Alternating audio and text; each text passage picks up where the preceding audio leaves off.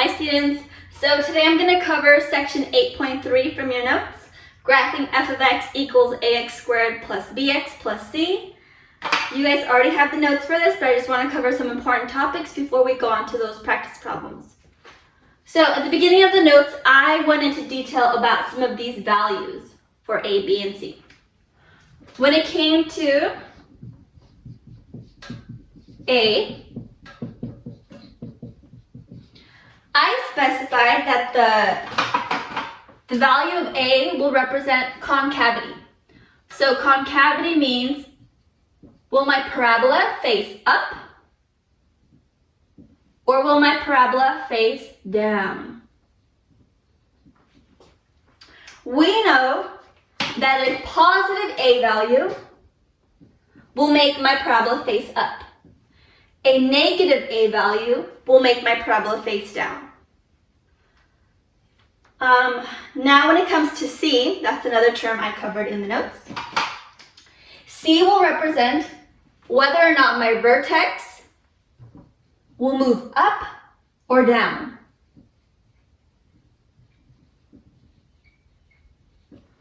So when it comes to C, we look at the vertex. And in case you forgot what the vertex is always the bottommost point or the topmost point of my parabola. So when we have a positive C value, my vertex will move up C amount of spaces. When we have a negative C value, my vertex will move down C amount of spaces. And we're not moving left or right yet, we're just moving up or down based off of C.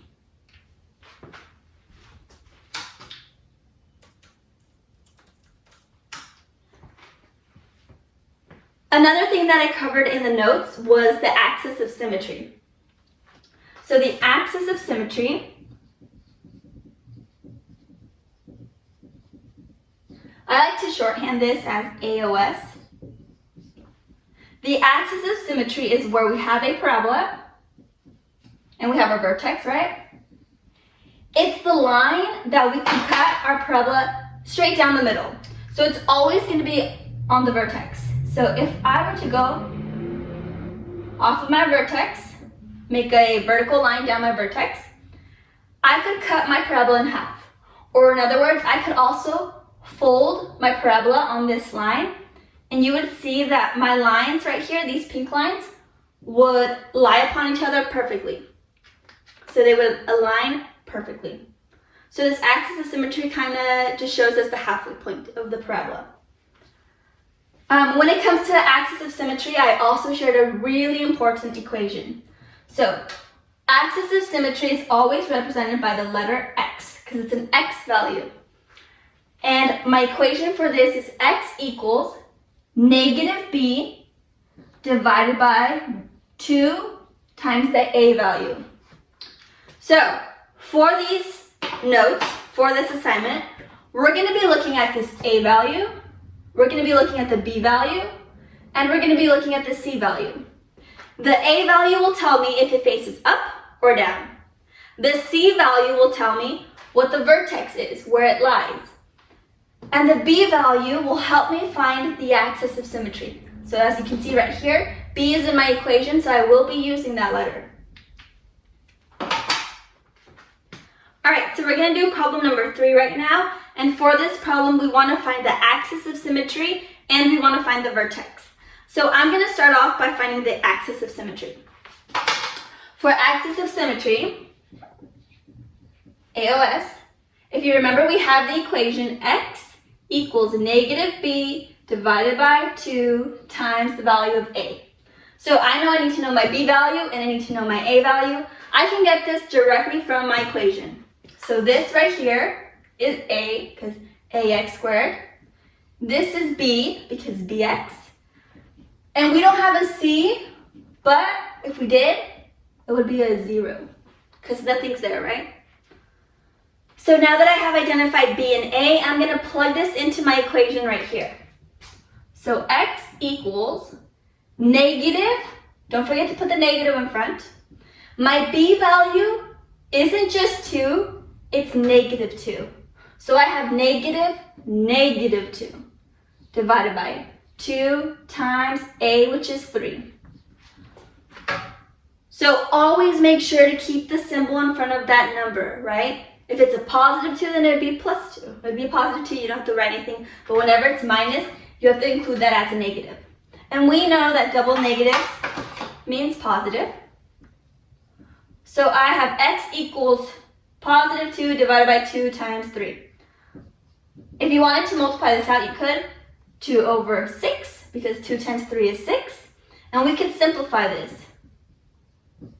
to 1/3.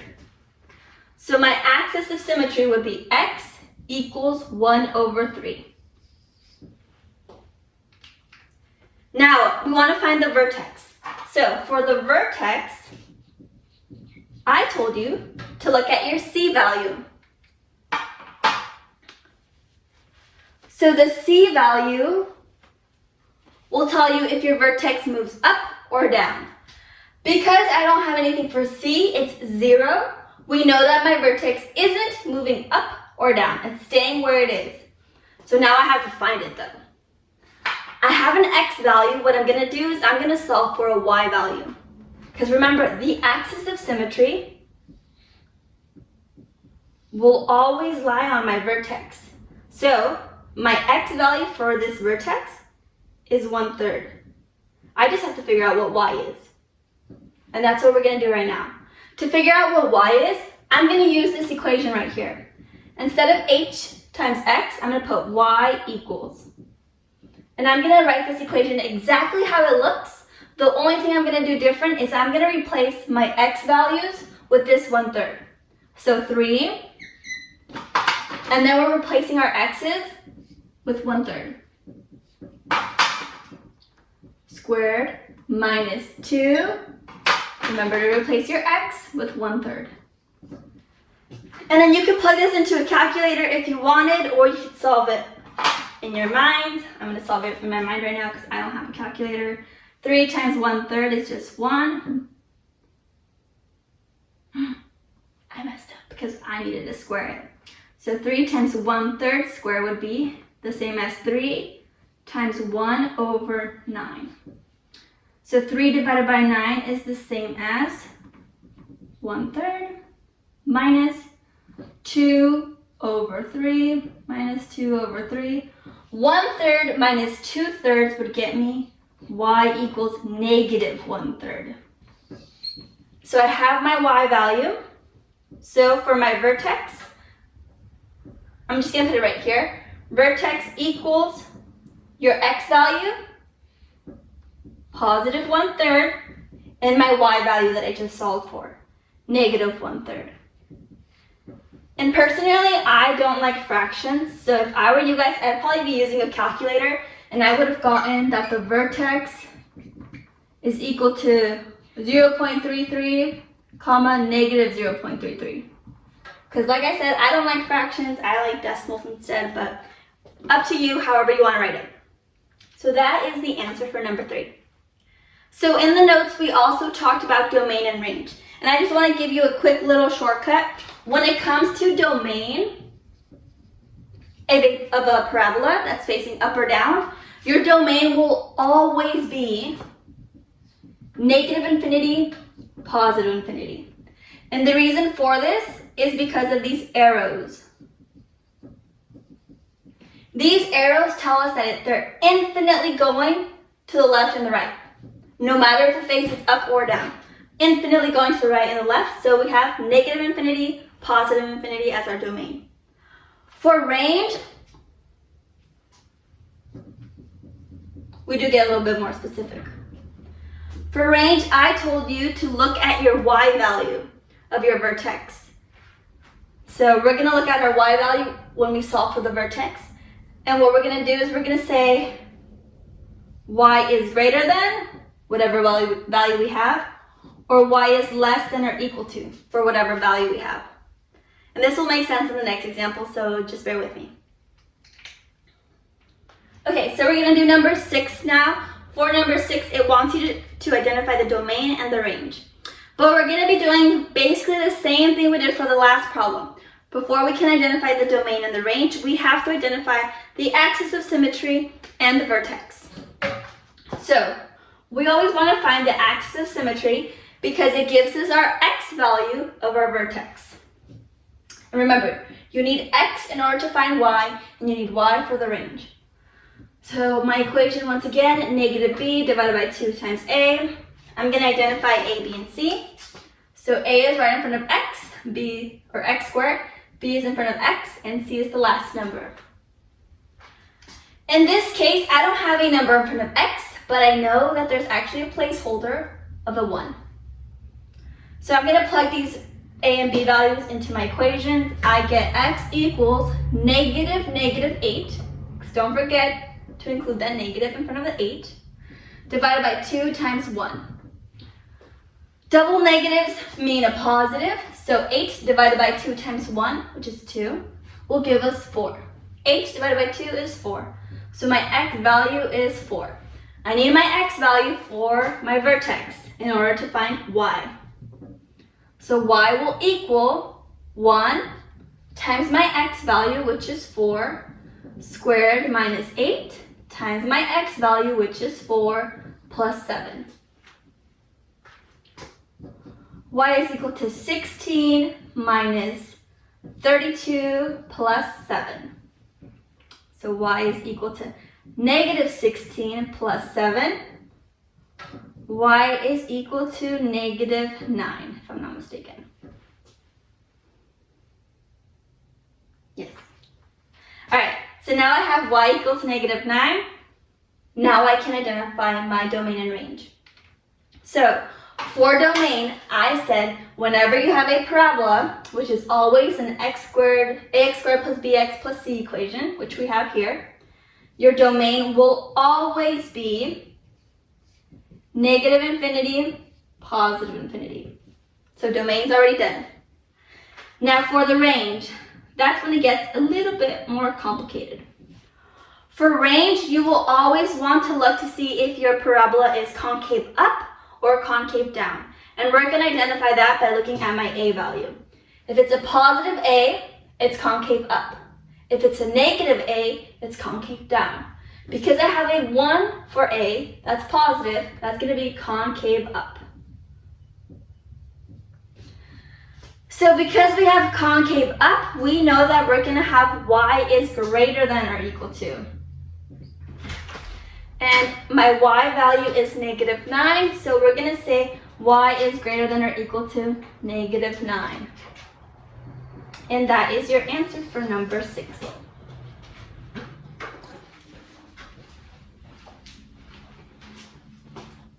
Esme wanted to join me for this next problem.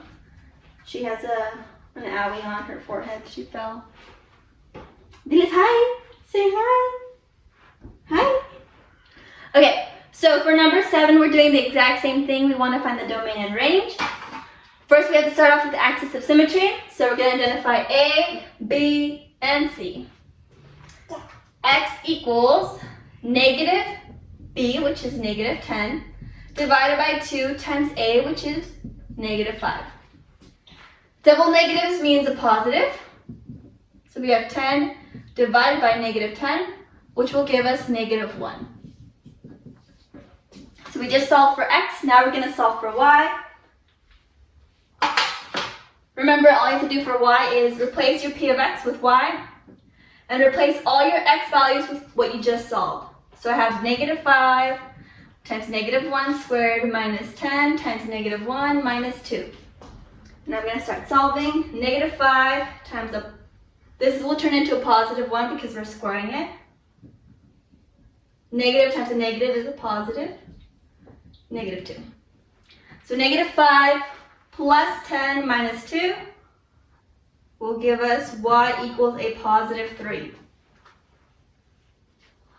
Alright, so we have our x, we have our y. Now we can write down our domain and range. So domain, like I said before, and I will always say, domain will be negative infinity, positive infinity. Now for range, we want to look at our a value, right? To see if our parabola is concave up or concave down. Here for a, I have a negative 5, meaning that my parabola is going to be concave down. When it's concave down, y will be less than or equal to. So y is less than or equal to my y value here, which is 3. And this is my answer for number 7. Say hi. Say hi. Say hi. Say hi. Let's hi. Hi. Ay, chula, chula. Alright class, so the next problem we're going to do is number 10. H of x equals negative 1/4 x squared plus 3x plus 1. And for this problem, they want you to tell whether the function has a minimum or a maximum value. Then we have to find the value. So to do that, we're going to identify a, b, and c once again. So a, b, and c. Now we want to look at a, my a value, because that will tell me the concavity of my parabola. So a is negative 1/4. Because we have a negative value, I know that this is going to be concave down. So that means that we are going to have a maximum. The reason I say maximum is because if we have a parabola, that's going to be the highest point. So we're going to have a maximum.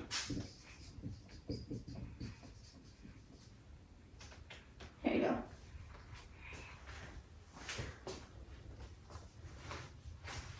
So we want to know what that maximum is. We want to figure out the vertex. So we're going to do, again, axis of symmetry equation. X equals negative b, which is 3, divided by 2 times a. And we're going to solve. So I would get negative 3 over negative 2/4. So negative 3 divided by negative 1/2. Tomas, can you help me out with that? With what? Negative 3 divided by negative 1/2. Why would you put me on the spot like that? It's 6. So if you want me to show you 6. really quickly, negative 3 divided by negative 1/2. You can't have double fractions, so this would go up. Negative 3 times 2 divided by negative 1 would be positive 6. Alright, so that's my x value. Now for y, we're going to plug this equation in and use 6 for x. So negative 1/4 times 6 squared plus 3 times 6 plus 1. And I'm going to plug it into my calculator. So y equals 10. Now that I have x and y, we have our minimum. So my maximum. My maximum is y equals 10. Oh! And so that concludes the video for today on the notes for 8.3. Hopefully this was helpful, and yeah, keep checking back for more videos and for more ESMA appearances. Have a good rest of your day, guys. Bye. Bye.